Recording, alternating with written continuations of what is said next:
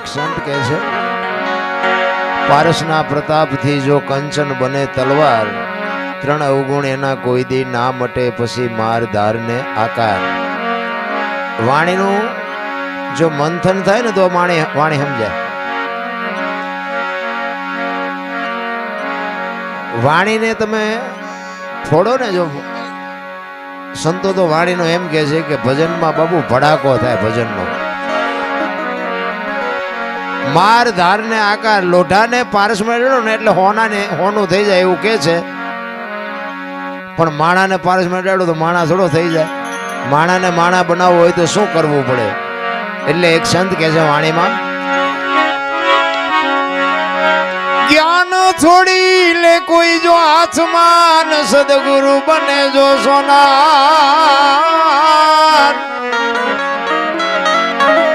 તો ત્રણ એવું ગુણ એના મટી જાય. આ તો માર ધાર ને આકાર. એવા સતી તોરલ જેવા જો બાપુ સમર્થ સદગુરુ મળે તો માણા થવાય એવું છે. બાકી તો આખી દુનિયામાં જ્યાં જાવ ત્યાં બધા બાયો ચડાવે છે. શું કરવું? એક લોઢાની તલવાર હોય એને પારસમાં ડડો એટલે હોનાની થઈ જાય, પણ હોનાની તલવારને ડોકમાં બાંધી ન ફરાય. એના માટે તો અગ્નિમાં તપવું પડે, એના ઉપર ચડવું પડે. ઘણના ગાય ખાઈને દાગીનો બને ને. તમે 500 રૂપિયાનું મીટર કાપડ લીધું હોય, એ શિવડાવ્યા વગરનું ઓઠીને નીકળો તો કેવા લાગો? અને 10 રૂપિયાનો એક સીવેલો લારીમાંથી બુશર્ટ લઈને તમે પહેરો તો કેવા લાગો? 10 રૂપિયાની કિંમત વધી જાય 500 કરતા. શું કામ? શિવડાવેલું છે. એમ એવો જો સદગુરુ તમને મળે ને, આ જીવન જો શિવડાઈ જાય ને, સારો દરજી હોય ને, ફિટિંગ ખારું થાય ને, તો આ જિંદગી જીવાય એવું છે.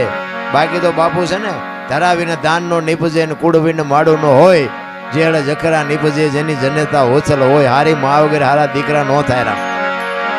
એટલે જ મહાપુરુષો કીધું કે જનુની જણ તો ભગત જણજે, કા દાતા કા સુરવીર, નહીં તો રેજે તું વાંજણી મત ગુમાવજે નૂર. આ સગાળ શાન જલારામ ને મીરાબાઈ નરસિંહ મહેતા અમારે અહીંયા હું કોથળા મોકલાવતા છે એના ગાણા ગાવા. અમે એના ગાણા ગાઈએ છીએ, એની પેઢીઓ કઈ અમારે અહીંયા મોકલાવતી નથી કે અમારા બાપ દાદાના ગાણા ગાવશો તો એમ લો 2 મારા દાણા મોકલાવી. પણ બાપુ જીવનમાં કર્યું છે એવું જેના ગાણા ગાવા પડે છે. પણ એની માટે સારી મા વગર મારો તો હિસાબ જો કે સાંભળ્યો છે મને, પણ મારો હિસાબ એક જ હોય, મા ને બાપ ને બાપુ જાળવવાની જરૂર છે. બાકી બધું ગાડું મારો હાથ હાંકવાનો જ છે. તમારા મા બાપથી તમે અને મારા મા બાપથી હું આપણે આ દુનિયામાં આવ્યા છીએ. જો મા બાપને ભૂલી જાય જિંદગીમાં કોઈ દી ગાડી હાલે નહીં. પછી દુનિયાને જે ફાંકો હોય કોઈ દી ન હાલે. આપણા ગઈઢા પાસે સારું મકાન નહોતું ને રહેવા ઘરે સારું નહોતું ને દાણાય નહોતા ને એવી પરિસ્થિતિમાં જીવતા હતા, પણ મા બાપ બાપુ કોઈને ભારે ન પડ્યા. અને અત્યારે આ ભણતર તમે જુઓ તો ક્યાંયનું ક્યાંય પહોંચ્યું ને વિજ્ઞાન ક્યાંય પહોંચ્યું, પણ મા બાપ જ કોઈને પહોંચતા નથી. પછી કે આ શું નડતું હોય છે? જાઓ ભૂવા પાસે શું નડતું હોય જોઈ દે દાણા. તમે કર્યું તમને ન ખબર હોય હું નડે છે. અરે માની તાકાત ભલામણા એવડી હોય કે બાપુ એક લોહીનું દૂધ કરીને તમને મને પાઈને આ જીવનમાં તમારો મારું આ જીવન એક જિંદગી જીવાડતી હોય. એક જંગલના રખડતા હરણાને કવિએ કીધું કે તમે આટલું બધું કેવી રીતે દોડી શકો છો? અને હરણાનું બચ્ચું બોલ્યું હતું ભાઈ કે કવિરાજ તમારે સાંભળવું છે અમે કેવી રીતે દોડી શકી છીએ? તો કે હા.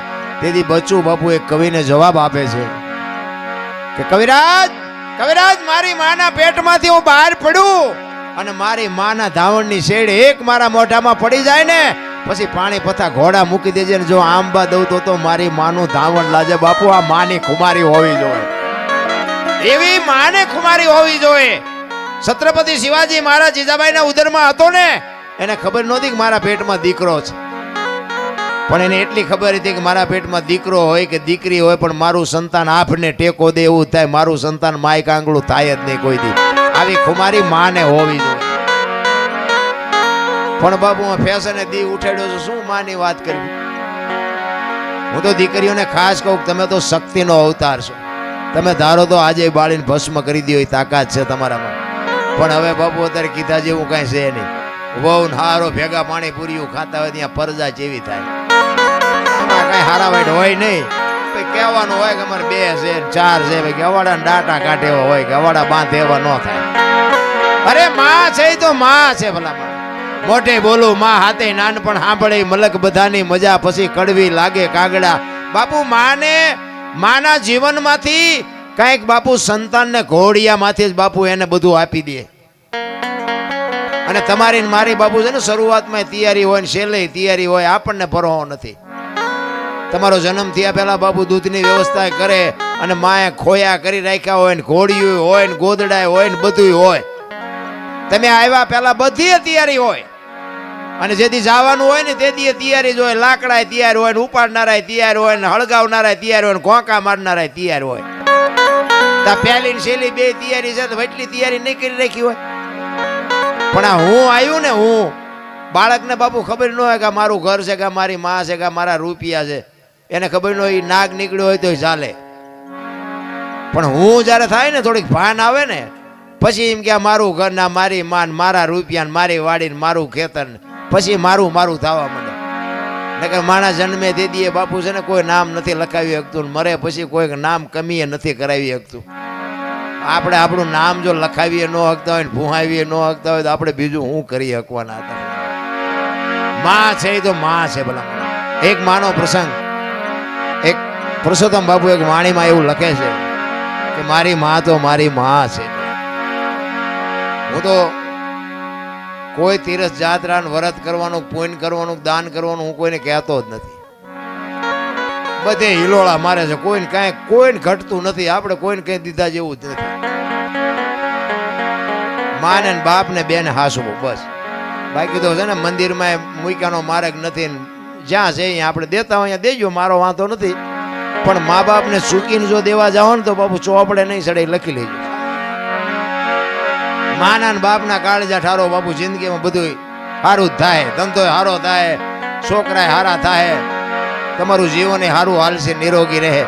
પણ મા બાપને બાપુ ચૂક્યા એટલા જિંદગીમાં બાપુ કોઈ એક મા બાપના આશીર્વાદ છે ને વિધિના ચકડા ફેરવી નાખે. ભલા અને મા અને બાપ છે ને આખી દુનિયામાં મારો દીકરો સુખી થાય, મારા દીકરાનો વ્યવહાર સારો હાલે, મારા દીકરાનું ગાડું વ્યવસ્થિત હાલે, એવી અંતરથી જો કોઈ ચિંતા કરતું હોય ને તો તમારા મા બાપ. બાકી આખી દુનિયામાં કોઈ રાજી નથી. લખવું હોય તો લખી લેજો.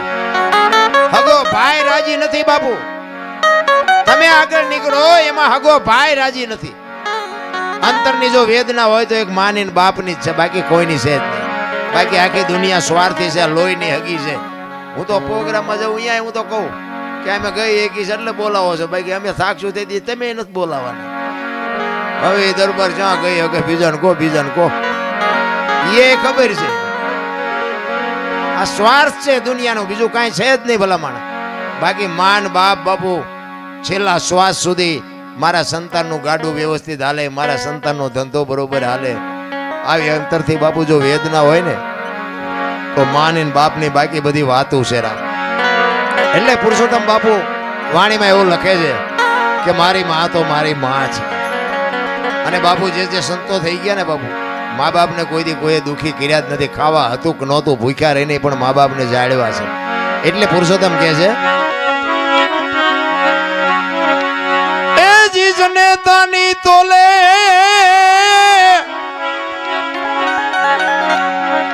જનેતાની તોલે કોઈ નાવે બીજી,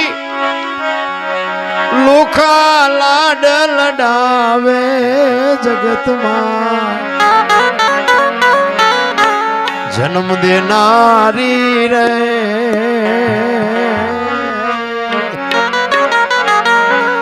મારી માની તોલે કોઈ નાવે, માની તોલે કોઈ નાવે.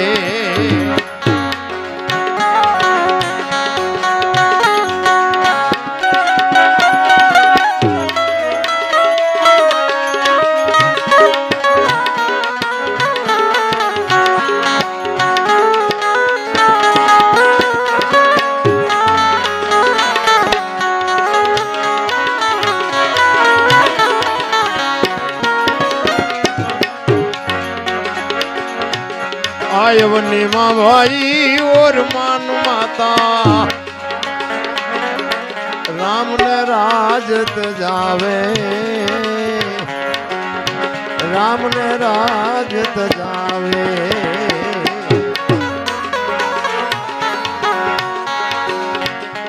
आयवनी माँ भाई और मान माता राम ने राजत जावे राम ने राजत जावे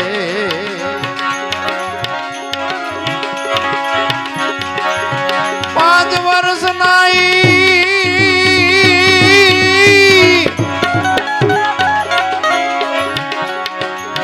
5 વર્ષ नाई ध्रुव प्रहलाद ने कड़वा वेण संभळावे जगत मां जन्म देनारी रे मारी मानी तोले कोई नावे मानी तोले कोई नावे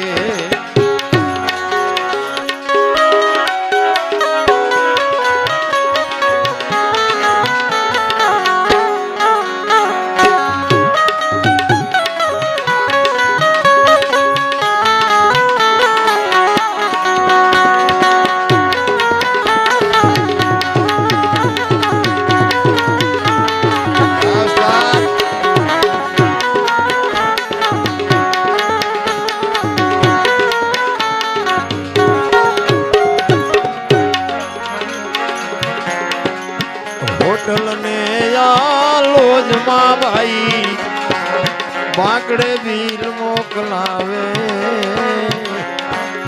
बाकड़े भील मोकलावे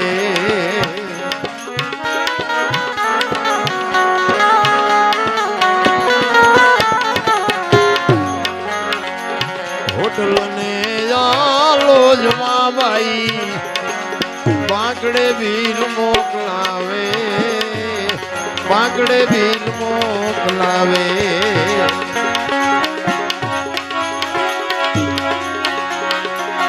जनेता मारी मारी बावड़ी मारी मजूरी करी मने भोले बेहीने खबरावे जगत मां नारी रे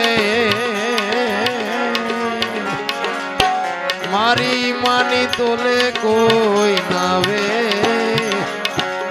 मानी तोले कोई नावे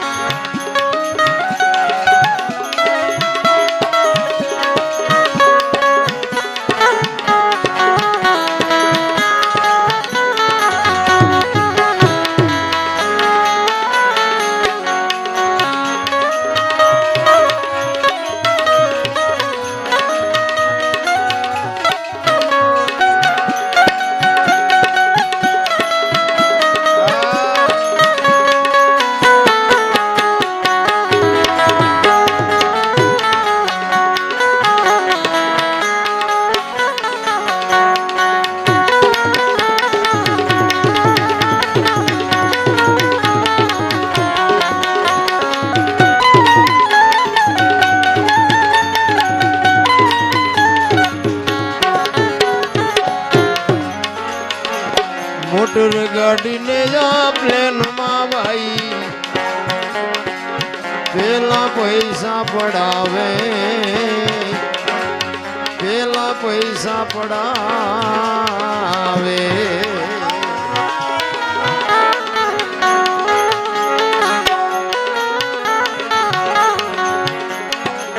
मोटर गाड़ी ने जा प्लेन माँ भाई पेला पैसा पड़ावे पेला पैसा पड़ावे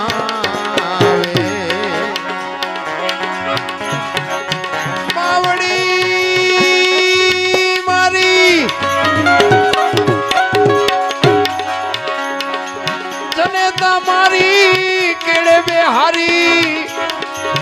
જગત આખી રે દેખાડે જગતમાં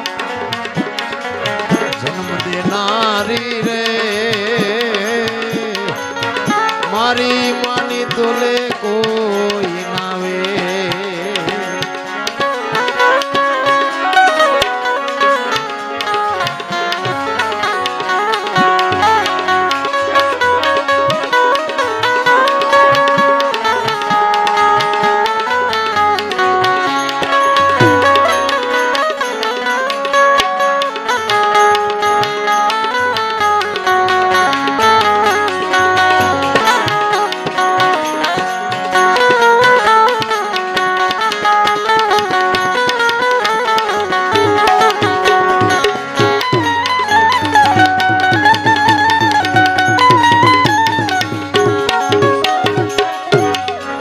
પુરુષોત્તમ બાપુ કહે છે આ જગતમાં છે ને માં બે છે.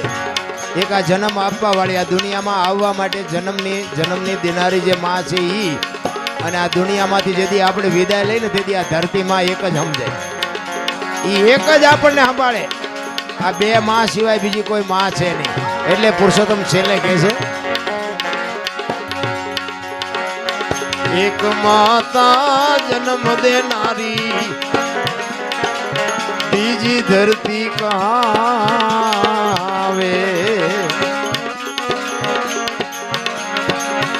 એક માતા જન્મ દેનારી બીજી ધરતી કહાવે. એક પુરુષોત્તમ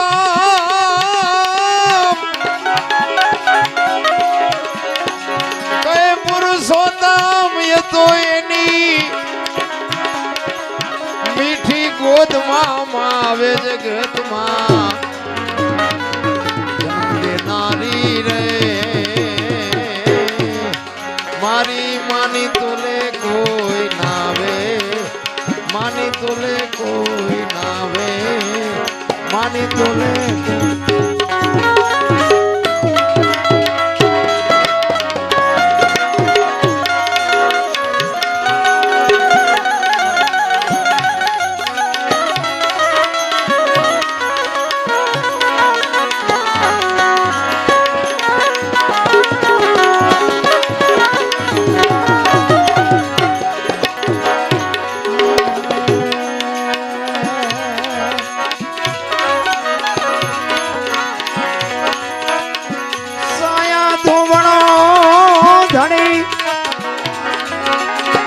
तुझसे बड़ो न कोई.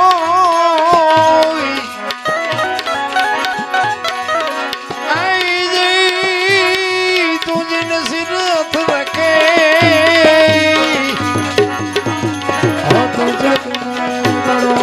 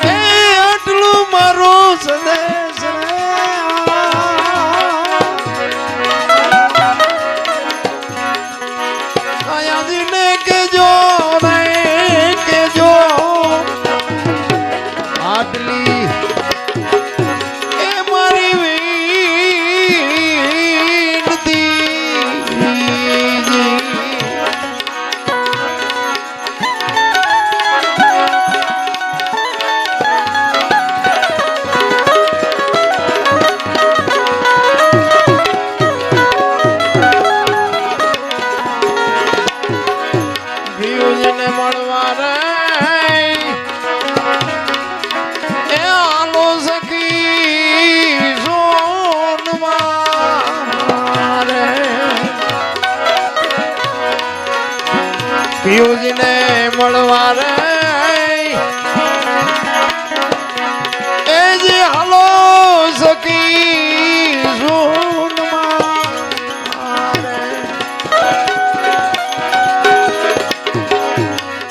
રે પેર લેજો એ જી ભગવો ભાઈ